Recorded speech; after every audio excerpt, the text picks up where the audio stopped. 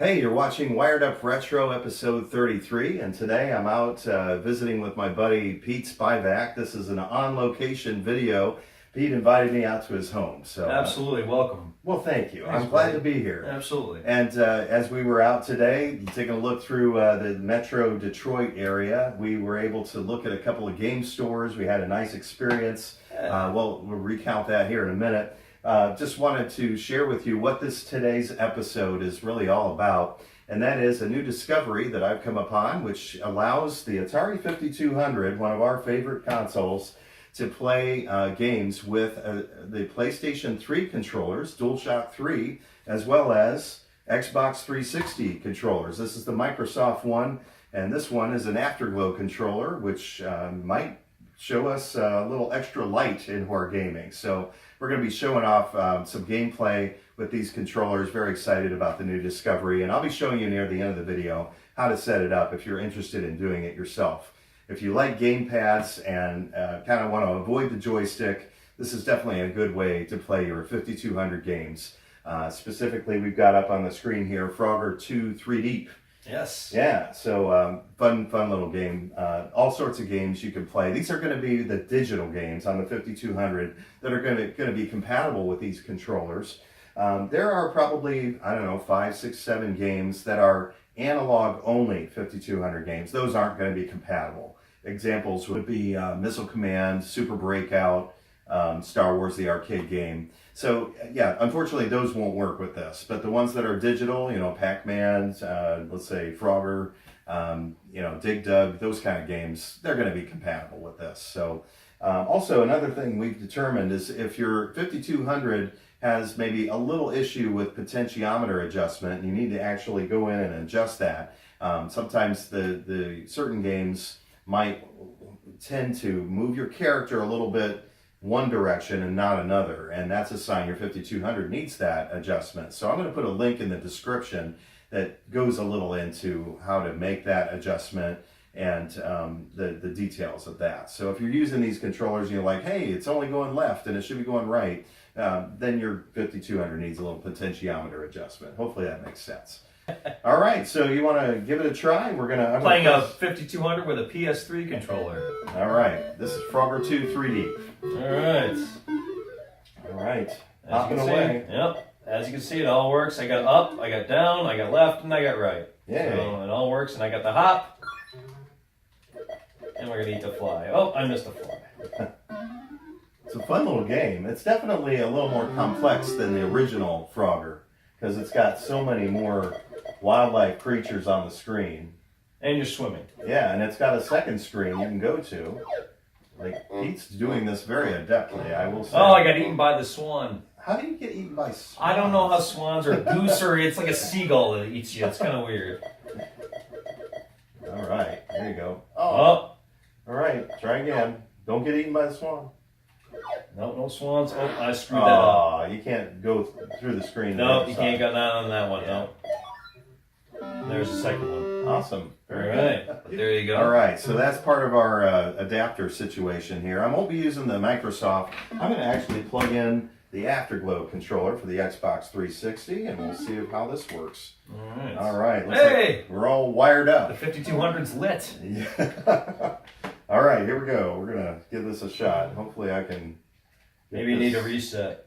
Oh, yeah. Oh, there you go. It's You're moving. moving. I'm just not pressing the button. There's your the right X. way. Yeah, your X button should be your hop. Yeah. There you eat the fly. Absolutely. Oh, You ran into the tail. I thought you could be on the tail. Not in the next level you can. Oh, Not on okay. this one you can't.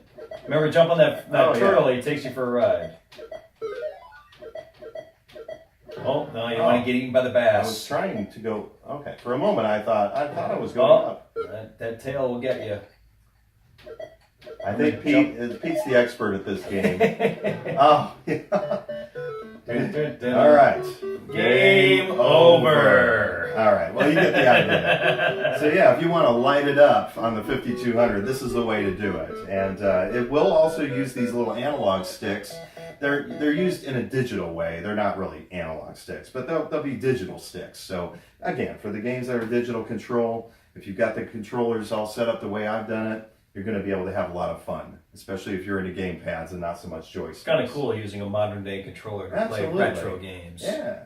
Considering we're so used to these nowadays. Absolutely. Right. Well, I did want to talk a little bit about our adventure this afternoon. It was a great adventure. We went out to into Detroit, into the central part of Detroit. We also went out peripherally into the suburban areas and managed to stop at 2 video game stores. The first of which, we went in and it just didn't have a whole lot going on. Yeah, not a whole lot. Yeah, so we were like, well, maybe we'll try the second one. So, and this is the second store.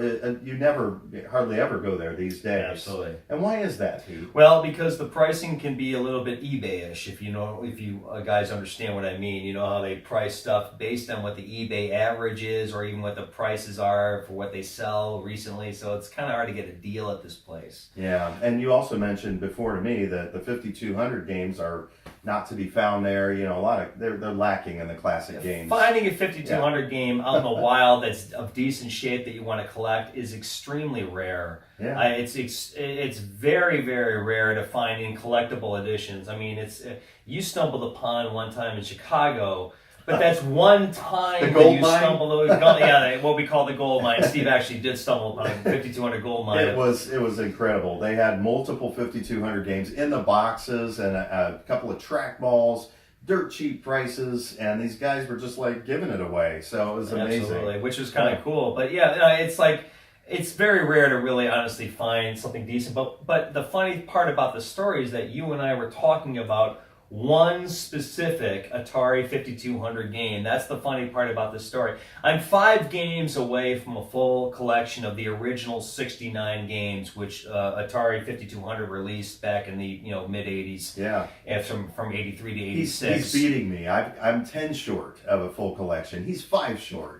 If you want to donate Bounty Bob Strikes Back, I'd love to have you donate that one. But yeah, so I'm 5 games short, and I was talking to him about one specific game. I'm like, K-Razy Shootout. It's really hard for me to find one at a decent price and in decent shape. And on eBay, they usually balloon in price, so it's like, why bother bid on that one? Yeah, you were mentioning this to me yesterday. K-Razy Shootout. Yeah, absolutely. So anyway, we get to the second store today. And I'm looking in a glass case, and I look down, and amongst all these Genesis cartridges or NES cartridges, right on top is unbelievable K-Razy Shootout. On top. And it's the only game that they had for the 5200 was sitting in the case.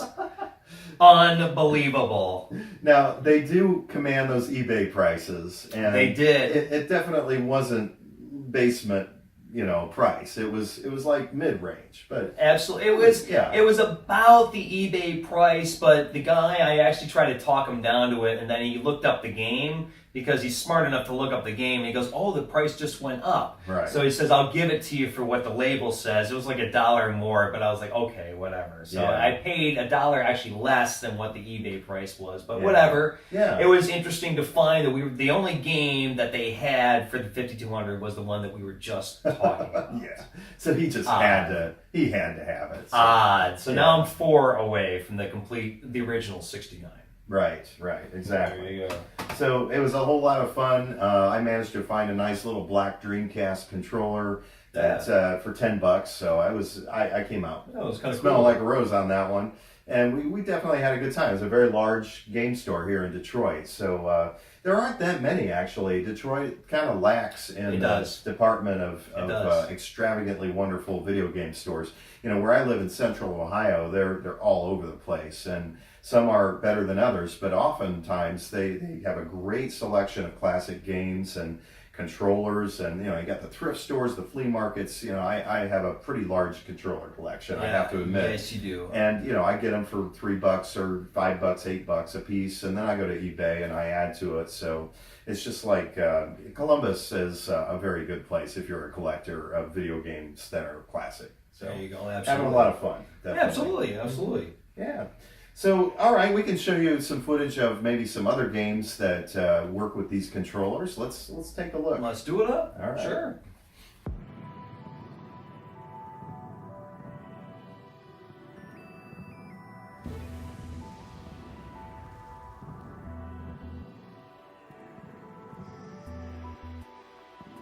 like, or maybe it is the potentiometer that's kind of. It might be my potentiometer. Shoot, I didn't even think about that. I might have a potentiometer problem. Yeah, so I wonder if I should just open it up right now and just fix it.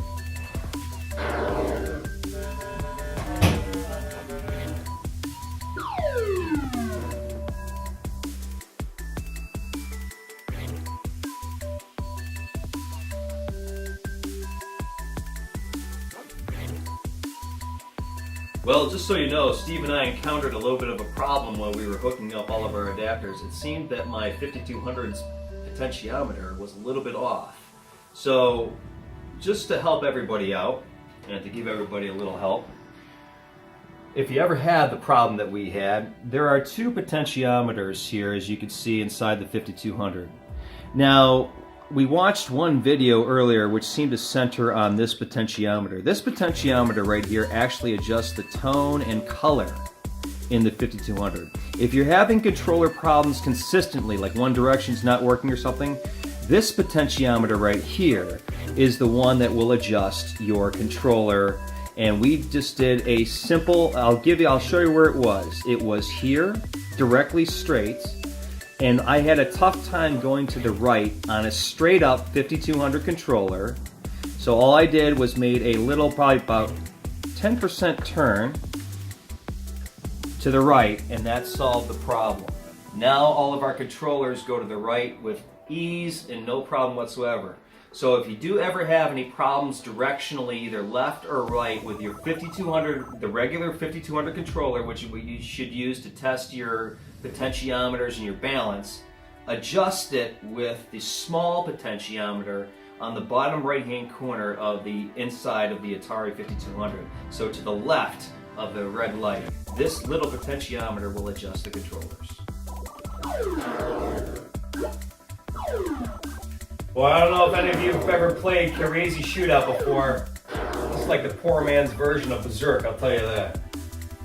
It's like Gyrus being the poor man's version of Tempest.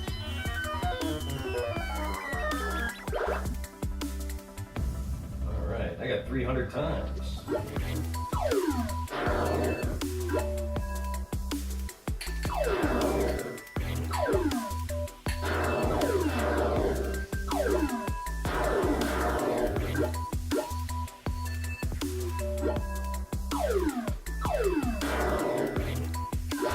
Oh! He came out of nowhere!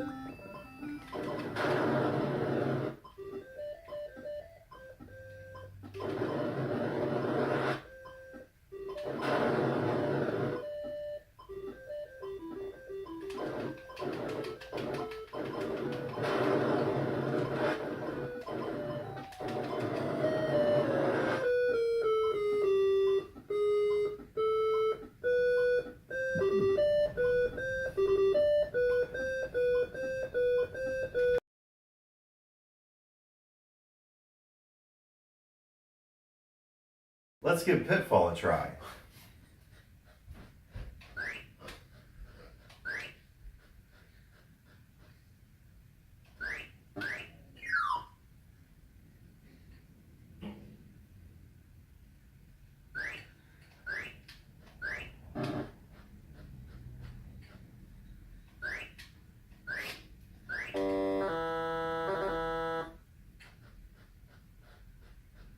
Oh no, the alligators.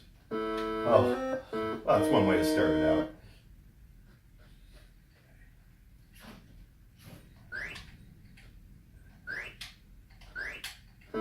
Oh.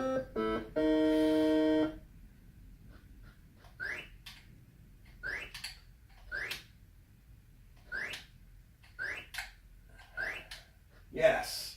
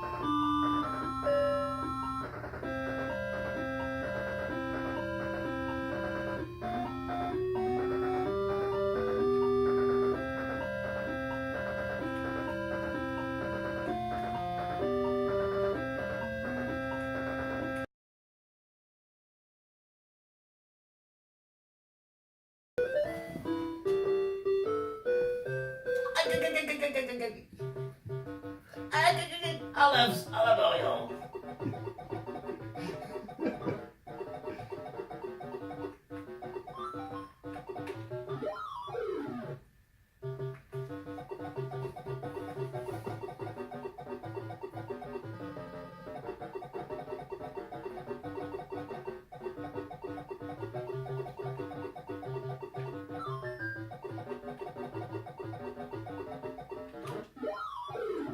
I punched it.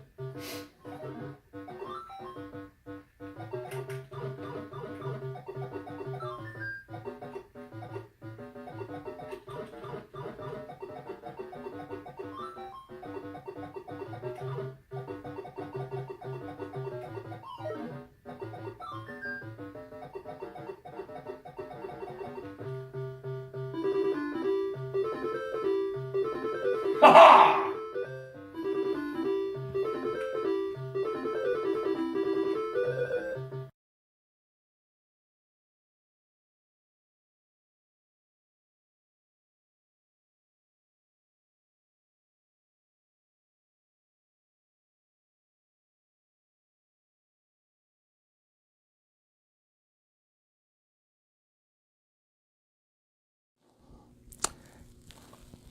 Okay, so here's how I set it all up. Basically, to start out, you're going to get an adapter made by Atariage member Bohoki, and this one, B-O-H-O-K-I. Just reach out to him on Atariage, send him a message saying you'd like him to make you a PC to Atari 5200 controller adapter. This is a specialized one that I have. Comes with the keypad. The standard that I have, which is a little old, this is probably about, I don't know, 3.5, 4 years old. It looks a little different, but they do the same thing. Also, he makes a new version of this. Doesn't come with the keypad, but you plug a 5200 controller into it, and it works just like this. So once you've got this, then you're going to plug it into this little adapter. This is a small adapter I got off of eBay. It's made by an eBayer who goes by the handle IconsGR74. I've talked about him in a previous video or two. This particular adapter converts either Atari or Genesis controllers and this 9-pin connector into a PC 15-pin controller, okay? Then into that, you're going to plug this Tototech Classic Joypad Converter version MD. And that has a 9-pin connector, which goes straight into this adapter. And then after that, you're going to plug a special adapter called the Game Controller Super Converter. And this one, it's made by Brook. So I've got a box here, I'll show it to you. So that's what you're after there. That converts PlayStation 3, PlayStation 4 into PlayStation 2 controllers. Okay, it's a special adapter, does the job to get the PlayStation 3 DualShock 3 connected by its USB cable into a splitter cable. Notice I bought a splitter here, USB splitter. The one with the little red mark, that's where the power comes in. And if you follow that, I've got it plugged in to just a wall plug that had a USB plug-in. So there's all, you know, you could use even USB hub that's powered if you want to. But one way or the other, you want to get a USB cable that's into this side of the splitter. All right, hopefully that makes sense. Now, if you want to, instead of PlayStation 3 controller to work, instead maybe a 360, Xbox 360 controller to work, you're going to want to unplug this. Let's go ahead and ditch that. And you're going to be instead putting an additional adapter in there. This one's made by Mayflash. It's called the Universal Adapter. And the Universal Adapter, you plug your PlayStation 3 DualShock 3 into that first, get it initialized, then you unplug it and plug your 360 controller into that same port. And then this has on the other side another USB connector which goes into your splitter cable right there. Just plug it in there, and once they're all chained up together, your 360 controller will work fine. You can also use this Afterglow controller for the Xbox 360. I've verified that it works and it lights up. All right, hopefully that all makes sense. Now you know what to get. Take a look in the description. Again, I've got some things spelled out there. All right, that about wraps it up for today's episode.